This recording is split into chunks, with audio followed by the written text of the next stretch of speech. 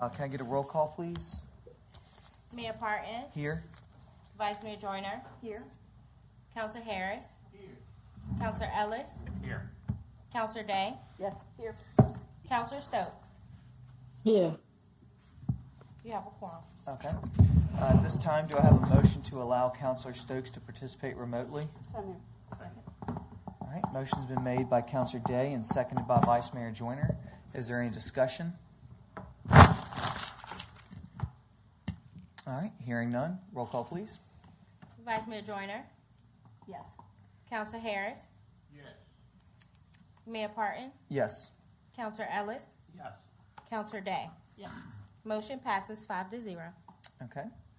At this time, do I have a motion to go into a closed meeting under Virginia Code Section 2.2-3711A1 to discuss and consider the assignment and performance of specific appointees and employees of City Council, City Councilor appointment recommendation, and the Virginia Code Section 2.2-3711A8 to consult with legal counsel regarding specific legal matters, the HWR contract. Second. All right, motion's been made by Counselor Day and seconded by Counselor Ellis. Is there any discussion? Seeing no lights, roll call, please. Vice Mayor Joyner, Yes. Counselor Harris, Yes. Mayor Parton, Yes. Counselor Ellis, Yes. Counselor Day, Yes. Counselor Stokes. Yes. Motion passes 6-0. Okay.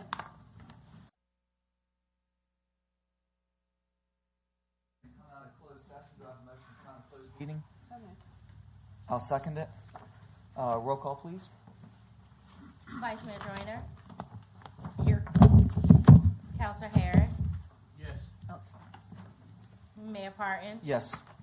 Counselor Ellis, Yes. Counselor Day. Yes. Motion passes 5-0. Okay. Certification, please.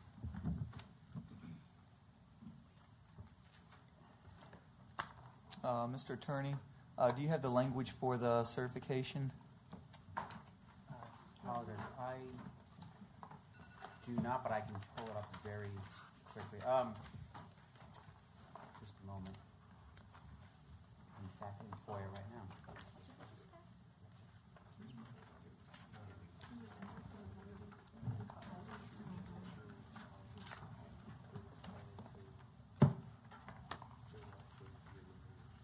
Okay, so I'll read out the certification. Okay. The certification is that to the best of each member's knowledge, only public business matters lawfully exempted from open meeting requirements under this chapter, and only such public business matters as were identified in the motion by which the closed meeting was convened were heard, discussed, or considered by the public body.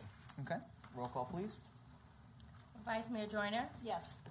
Counselor Harris, Yes. Mayor Parton, Yes. Counselor Ellis, Yes. Counselor Day, Yes. Counselor Stokes. Motion passes 5-0. Okay. All right. I want to thank everybody for coming out to tonight's City Council meeting to discuss the strategic and future direction for the Hopewell wastewater plant. And I will turn it over to Mr. Bob and Ms. Ness. I can be Bob. Hold on. Let me get it up. All right. All right. Everyone has a copy. There's just a couple of slides at the beginning that weren't there. A couple of updates from what was mailed over. All right, well, good to see everyone. Today's agenda, we're going to go through 4 items and make a recommendation. One, a little bit of context of the wastewater treatment facility, current state, and then we're going to go through the Dewberry condition assessment, then the Hazen and Sawyer staffing evaluation, and then talk a bit. You have a decision point you've got to go through and take a look at. So we've gone through and put pros and cons into 3 different options for you, which is essentially, hire a good GM, keep it to yourself. Some version of outsourcing just the management operation, but keep it within the Hopewell fold. And then this third option, which is sell it and/or make it a public-private partnership. So at the end, we will go through from the studies what we believe the pros and cons are from each of those three options. And with that, I'm going to hand it over to Bob, who's going to want to speak a little bit about the economic impact importance of the wastewater treatment facility. Good afternoon, Mr. Mayor and members of the City Council. It's good to be back again. I want to speak a little bit about, just give a summary of what you all know and what we know before we turn it over back to Heather to get more involved, more specific about the details. Let me just make one editorial comment. There are municipalities all across this country who would fall over backwards to have the manufacturing community that you have here in the city of Hopewell. Large communities and small communities.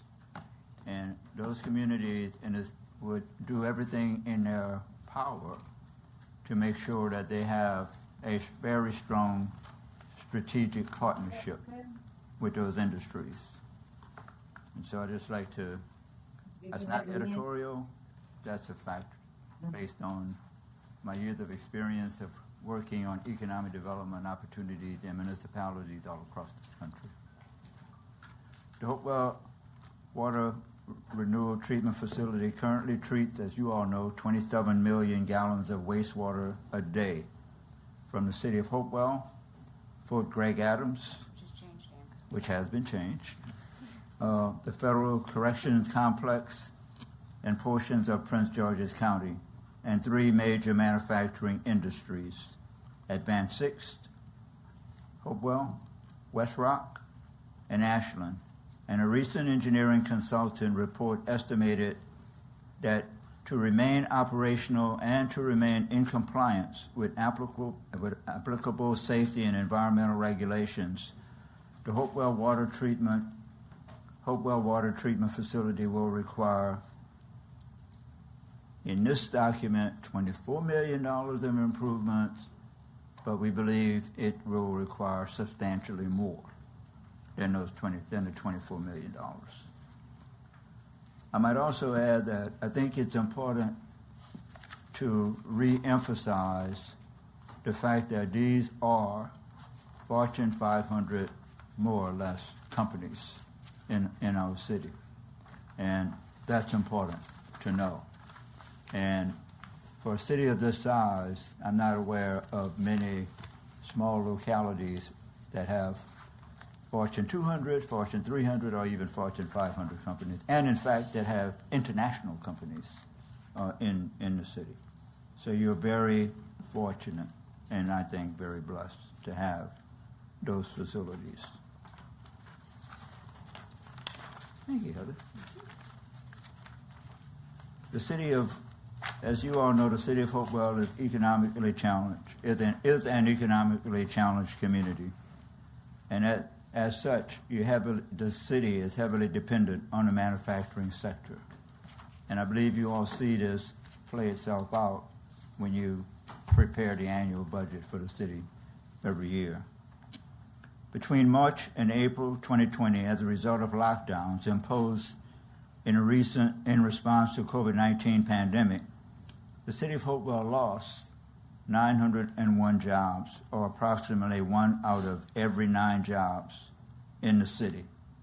Total employment has yet to recover to the post-pandemic level.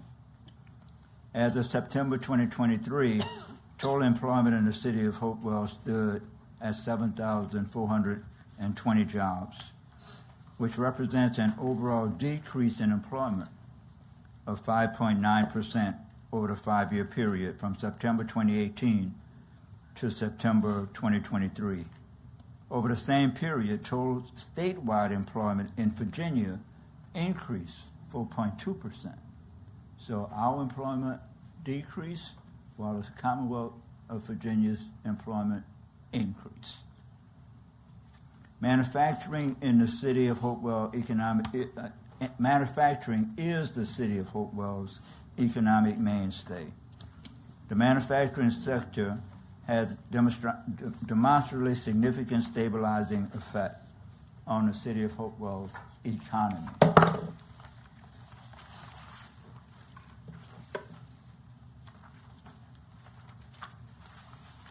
I might also add that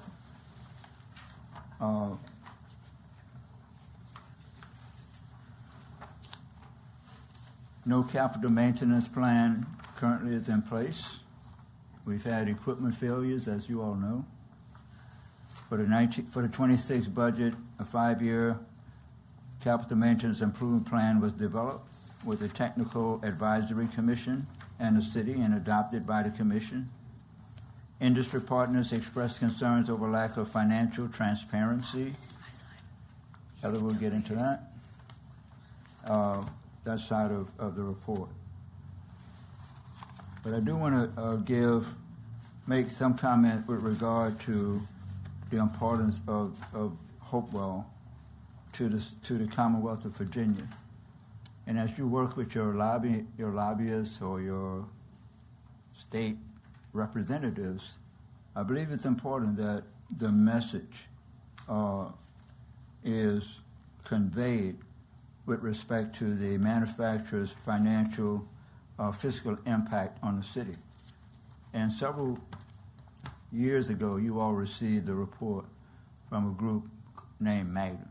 And if you've not had that report, I would recommend that the city manager provide you all with a copy of the report, and that report be provided as part of your legislative package when you're lobbying for additional funds from the state or from any jurisdiction, because the report specifically speaks to the importance of these plants, not just to the city, but the importance of these plants to the Commonwealth of Virginia.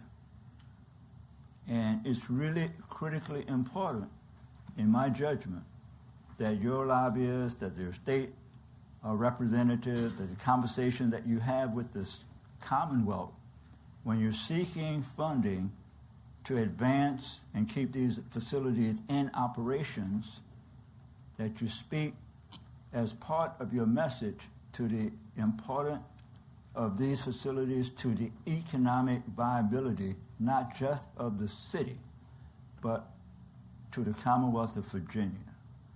And as you all know, the Commonwealth continuously out there seeking new opportunities and business retention for the Commonwealth. And you all should be part of that conversation. It just can't be Hopewell over here. And I would say that given the fact that you have these major manufacturers in the city, you have to play large, not small. It has nothing to do with whether or not your population is significantly less than some of the larger counties in Virginia. You as as elected officials and your staff, your economic development staff, city manager, etc., given the importance of these facilities to the economic growth and development of the city, you have to play large, not small. I'm not lecturing, by the way, Mr. Mayor and members of the City Council. It's just a fact. Okay. Heather? All right, thanks, Bob. With all that in mind, what we're going to do now is we're going to delve a little bit into the details and get to a decision point for discussion.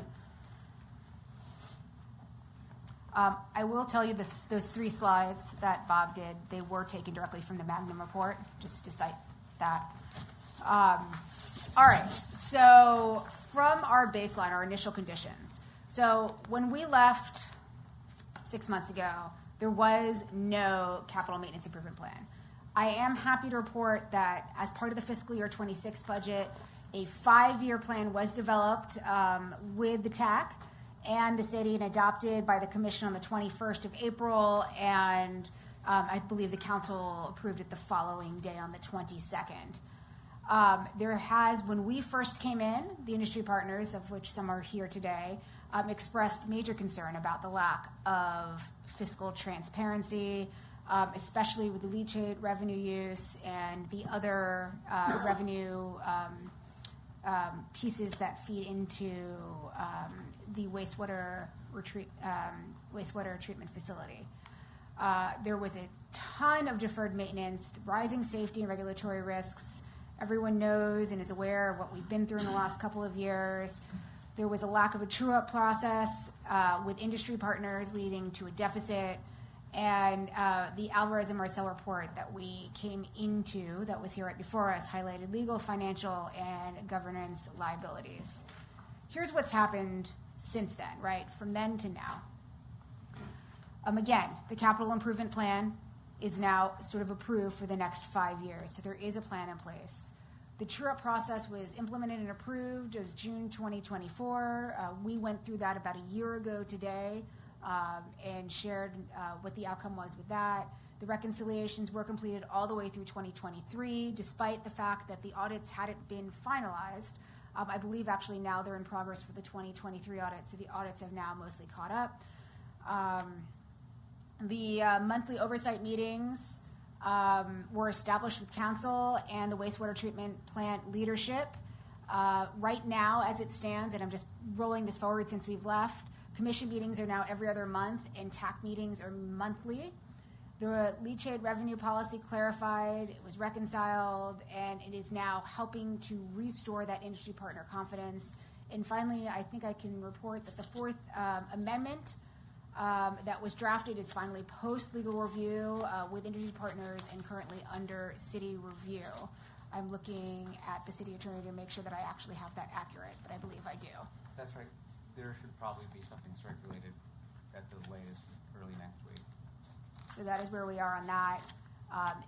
Remember, just to remind everyone, this Fourth Amendment has actually been in review since last July and has faced several hiccups as we've been sort of moving through the process because of various items and things that have happened within the wastewater treatment plant. So that has been in process, actually, I think since Stacy started.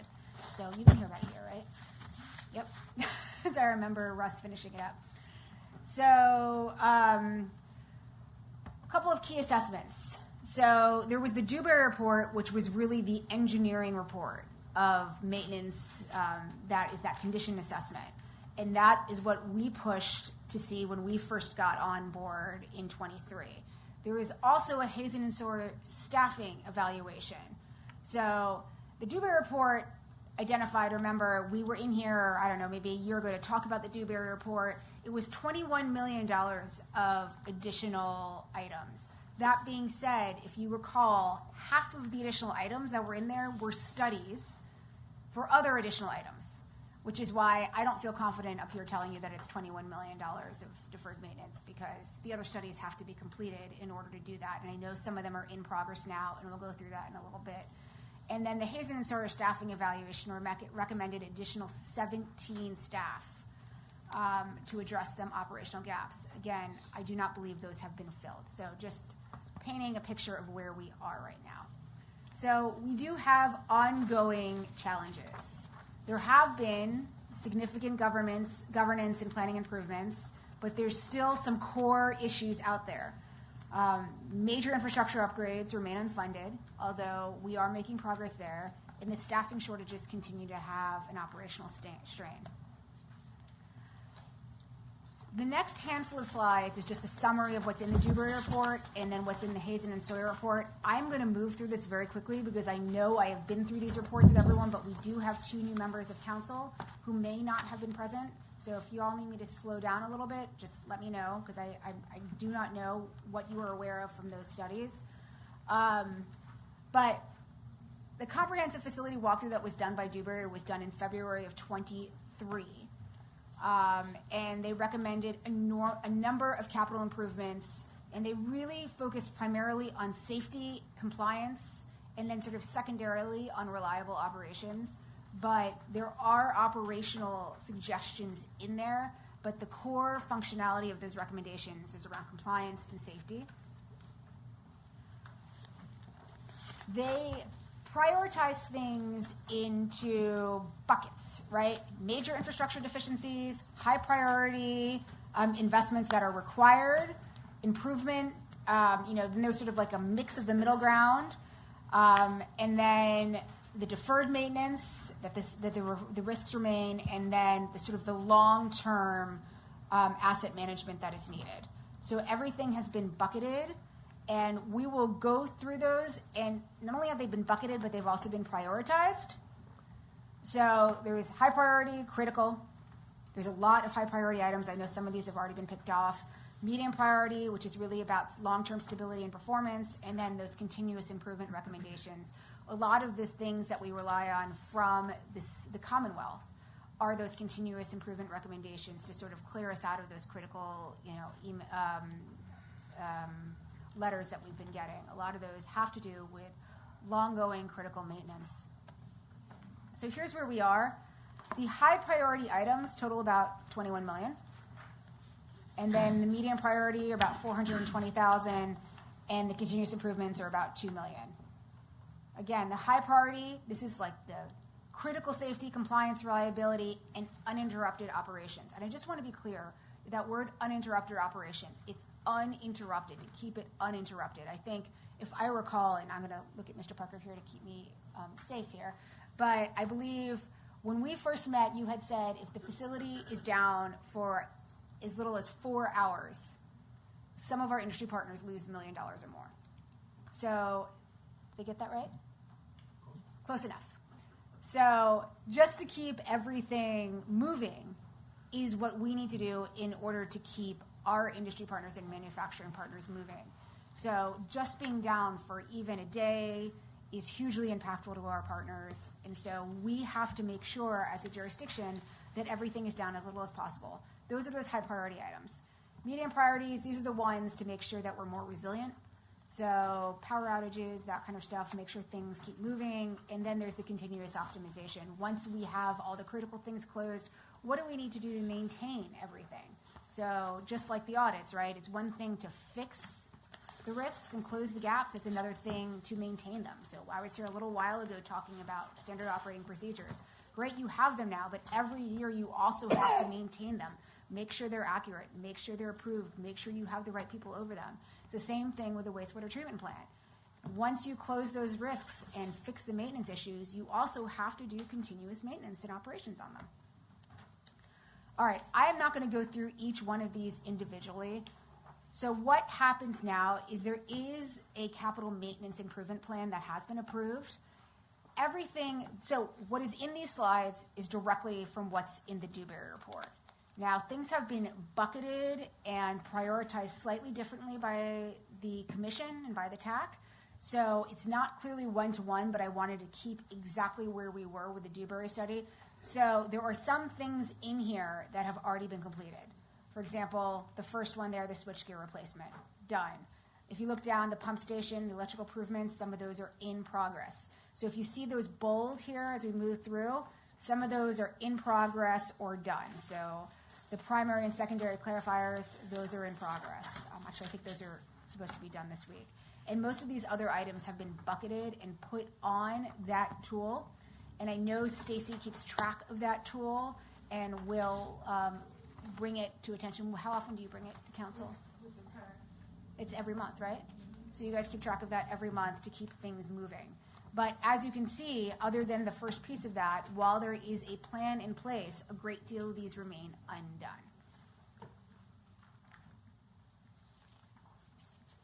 The Dewberry, and I've said this already, there's immediate investments that have to be done.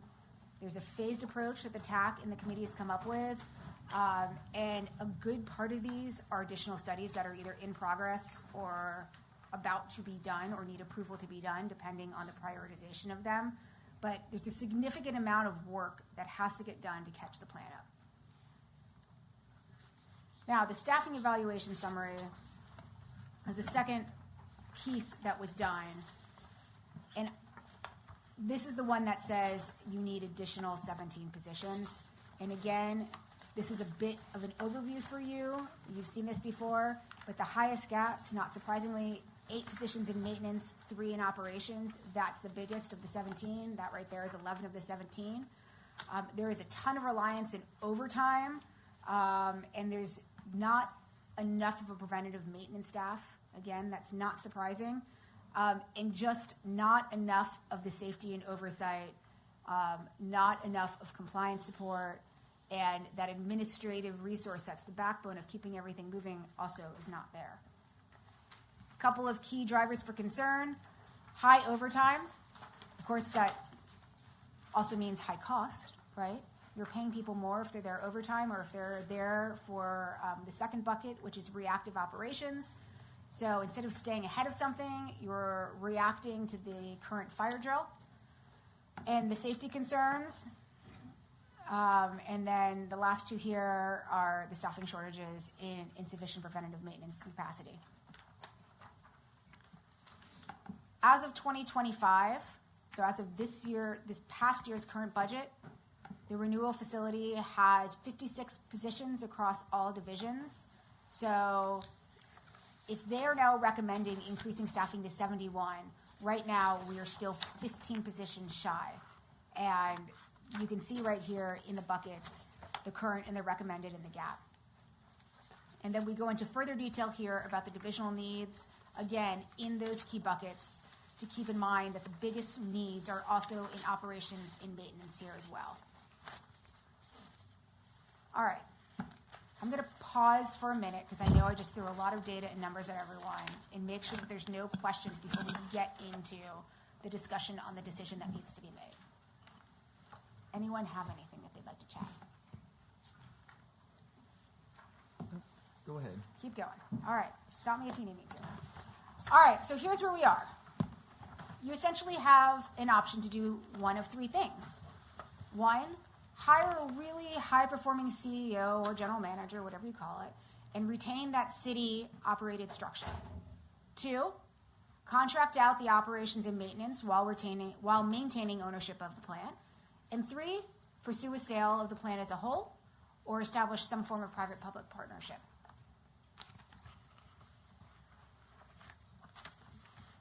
The next handful of slides, we're going to talk through the different options and what we see as the pros and the cons. Again, depending on where you decide to move on this one, there's more details to discuss, but given the nature of the city council meeting, we wanted to hit you with sort of the bigger points.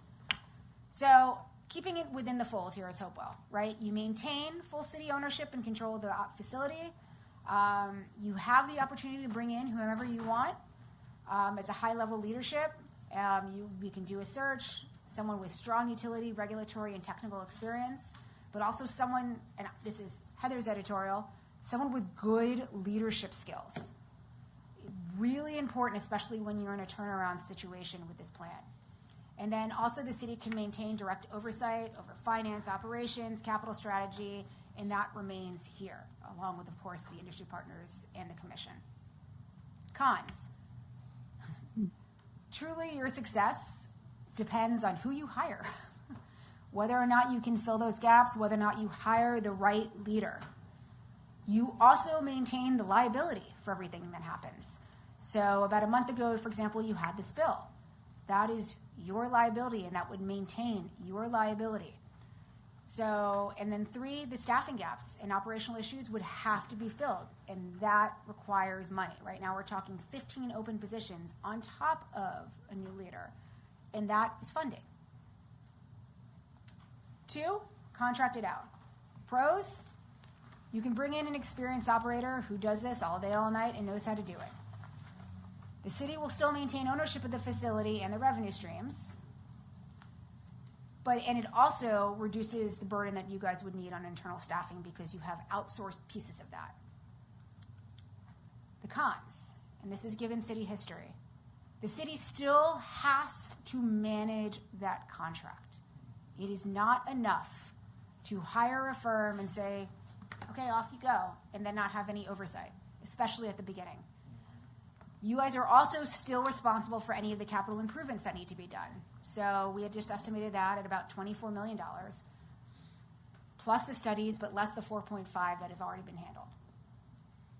And there's also a transition period. So like anything else, when you bring on a new consultant or a contractor, there's a learning period. So you have to go through the procurement period, then you have to go through the learning period. And so there's a handshake there. So it's not, a lot of people think when you outsource things everything sort of gets fixed. It does if it has the right oversight and the right training, et cetera, but those are and staffed appropriately. But those are very big buts. So, something to consider. And the last piece here is to sell the plant and or do a public-private partnership. Big pros here: transfer the financial and operational risks to a private partner. There's potential for upfront payment. So if you're going to sell the plant, it is worth something, even in its current state.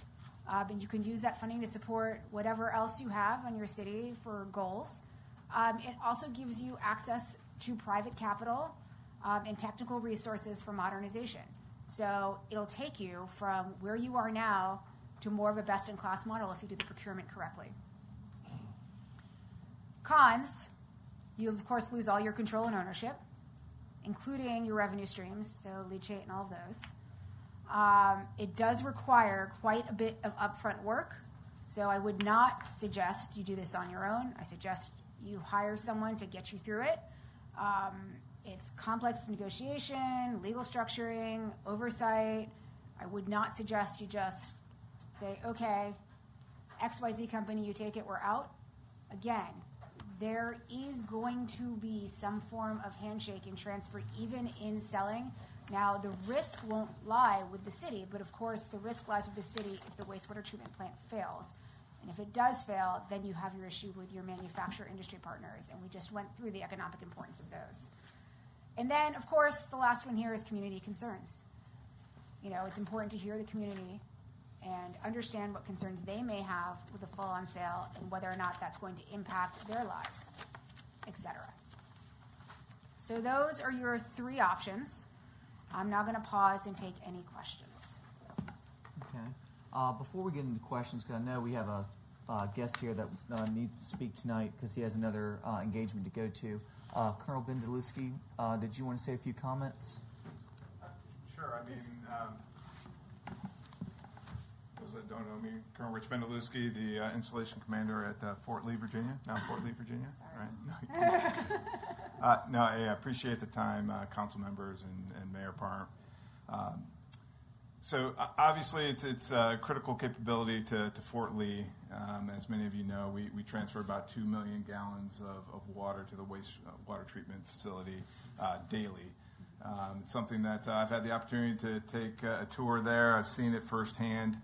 We've communicated this not just to our senior commander, Major General Donahue, but this has been communicated up through the Army to the Department of Defense. And you know, I think as partners, because this is shared risk to both the Army and the mission that we have at Fort Lee, but obviously shared risk to our community, because the folks that work on Fort Lee, they live in our communities, your community, and the surrounding communities to Fort Lee. So something that we have leaned into heavily, as we've had many conversations with the leadership of Hopewell over the last probably 6 or 7 months.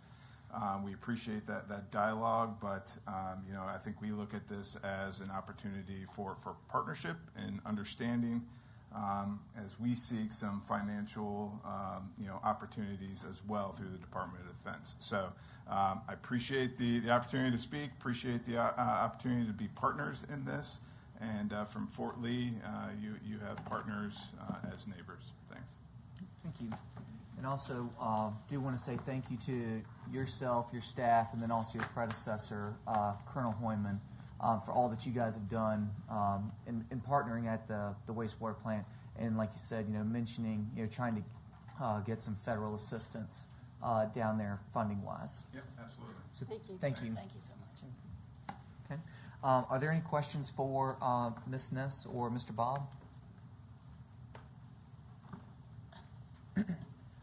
Well, I guess I'll break the ice. I was like, let me get out of here.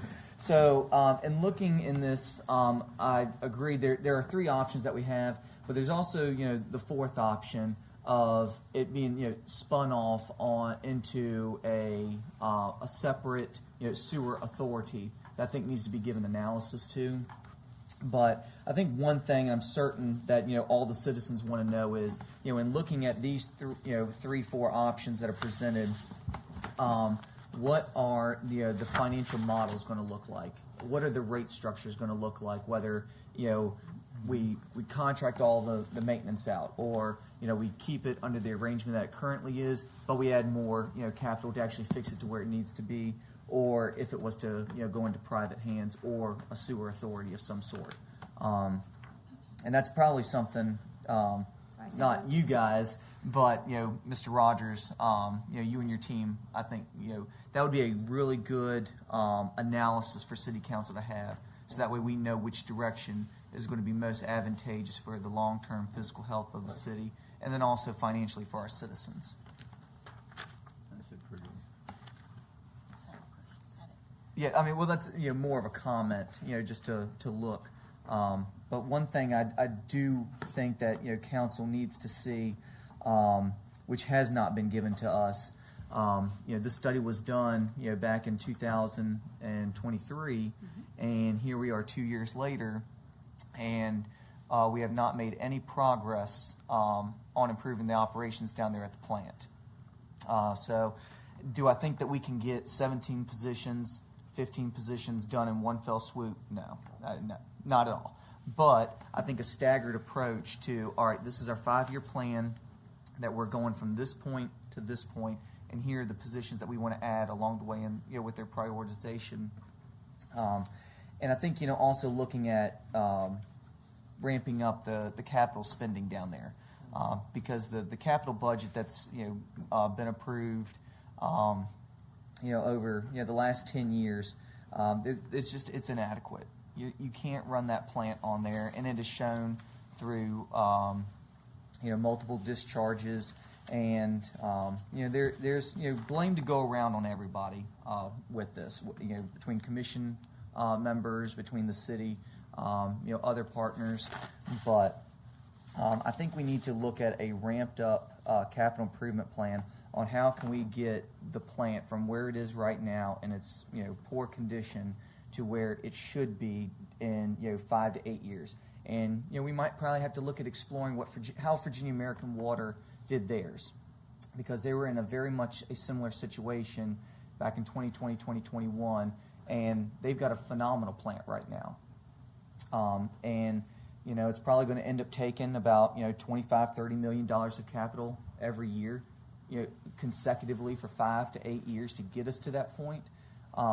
And that's something that we need to see in that analysis. Go ahead. Sorry. Okay, no. Just piggybacking a little bit. One of the things that you talked about was, over the years there just has been insufficient capital. And one of the slides here, it's right here, in terms of continuous improvements and optimization, modernization, and operational flexibility over time. You talk about $2 million. I mean, is that a number? This is on page. I was like, where are you? Let me see what the page number is down here. Page. I can't read it. I think you It's be the looking at 16. recommendation summary. 16, on the recommendation summary. I'm looking at I see all these numbers that are saying, but is this number to be construed as an annual after everything is done? Just say 5 to 8 years after everything's improved, it's up to speed. Are we thinking that projecting an annual investment of $2 million? That seems very low. That's not what that means, does it? No, don't forget, this is the Dewberry study. Right. And remember, a number of the dollar figures that are here are, especially as you get lower down into the continuous improvement piece, are studies post the bigger things that will tell you what your expenses are going forward. And remember, we came to you about a year ago and said, listen, this isn't really the number because we have to do the studies. Right. And so the answer is TBD. Yeah. I will tell you it's minimum $2 million. But the reality is we don't know what that number is until we get everything up and running, because what we have historically is not a good indication of what you're going to need going forward. Yeah. I guess the bottom line that I'm getting from all of this is no matter what we do, whether we do number 1, number 2, and number 3, it would be it would take a while. Suppose we did decide to privatize, that would be a long process. But the bottom line is we need to invest in some personnel sooner than later. And I mean, we've got to get leadership. Leadership Yes. has to be the name Big of the game, thing. no matter what. And it really has to be a matter of urgency. Yes. But, you know, we can't be so urgent that we don't fail to vet these people very carefully. We've really got to be careful in the vetting process. And to me, I mean, it's just really, I mean, it's embarrassing and disappointing that 2 years later, after these recommendations were done, that we're sitting here having this conversation. But it is what it is. And I'm just excited to see something on paper with some options, and these are the possibilities. So I appreciate what you guys have done, and also look forward to working with our industry partners, because I think our industry partners are very excited about the possibility of getting this thing back on track. I mean, you know, just the idea of losing $1 million over 4 hours is pretty frightening. I mean, if you're an industry partner. Agree, and we would be remiss, and I know Bob will say this, in not relaying to you that your industry partners are also your partners, and they know how to run a significant number of these items. And we should be, when we have issues, talking with them about it, because they may know a quicker, better, faster way to fix it or stay on top of it. So when we came in 2023, it was really siloed. And I'm really encouraged to see that the meetings are ongoing now, but I would be remiss in not just emphasizing today to please continue to communicate with those industry partners, especially, and I think Bob tried to touch on this earlier, as council members, get to know your leadership of those industry partners and build that relationship, because you guys are going to do better together than you will separate. Yeah, we still have communication challenges, for sure. Yes. Yeah. That's why I mentioned that. Yes. Okay. Susan, did you have your light on? I did not. You did not? Okay. Are there any other questions or comments for Ms. Ness, Mr. Bob, or Mr. Rogers? Okay. Hearing none. So, Mr. Rogers, I think you had your due outs. Yep. And I know we'll continue this discussion, going forward. Probably in our next several city council meetings. I think the top priority is the operational plan, looking at those capital projects, and then also bringing back some analysis on the rate structure and how those rates would look under the 3 to 4 options. Right. Okay. Mr. Mayor, if I may. Yes. I had sent to council earlier today an RFP for executive recruitment services for both the